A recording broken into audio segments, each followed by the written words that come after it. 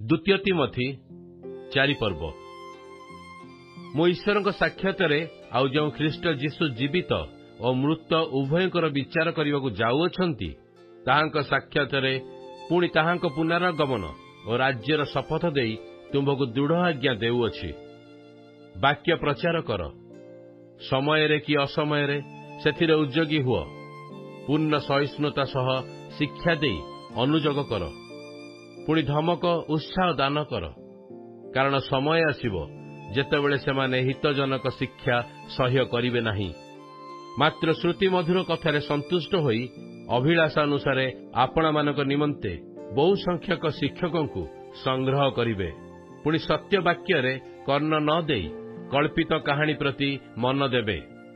किंतु तुम्हें समस्त विषय सचेतन हुआ, क्लेश सह्य कर, सुसमाचार प्रचार कर, कार्य साधन कर, तुम सेवार कार्य संपन्न कर, कारण एबे मोर प्राण आहुति परि ढला जाउछि। मोहर महापराणयर समय उपस्थित। मु उत्तम युद्धरे प्राणपण करिअछि, निरूपित पथर शेष पर्यंत दौड़ुअछि, मु विश्वास रक्षा करिअछि। अद्यावधि मो निमंते धार्मिकतार मुकुट रखा जाइअछि, ताहा सेई महादिन रे न्यायवान विचारकर्ता प्रभु मते देबे। पुणी केवल मते नुहे, मात्र जेते लोक ताहांक आगमन को प्रिय ज्ञान करती से समस्त को देबे।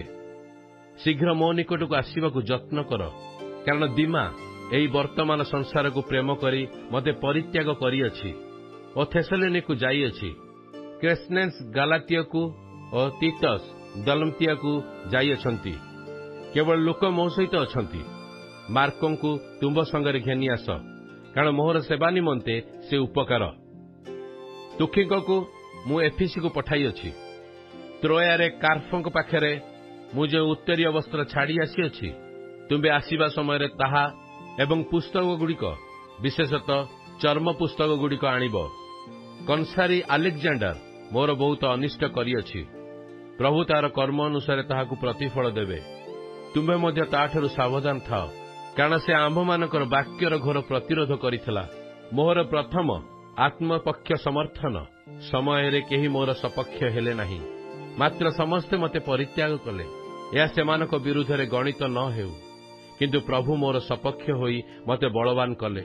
मु सिंह मुखर रक्षा पाइली, जेपरि मो द्वारा सुसमाचार संपूर्ण रूपे प्रचारित होई पारे और विजाति समस्ते ताहा श्रवण करि पारंती।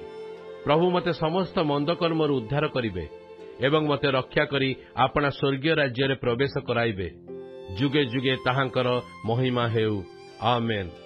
प्रिस्का और आक्विला पुणी अनिसिफक परिवार को मोर नमस्कार जणाओ। एरास्टर करंथी रे रही अछंती, किंतु तफ्रीम पीड़ित हेबारु मु ताहांकु मिलिती रे छाड़ी देई आसी अछि। तुमे शीतकाल पूर्वरु आसीबाकु जत्न कर। उइबुल, पुदेंस, लिन, क्लोदिया ओ भाई माने समस्ते तुमको नमस्कार जणाउ अछंती। प्रभु तुम आत्मार सहवर्ती हंतु, तुम मानक प्रति अनुग्रह वर्तु।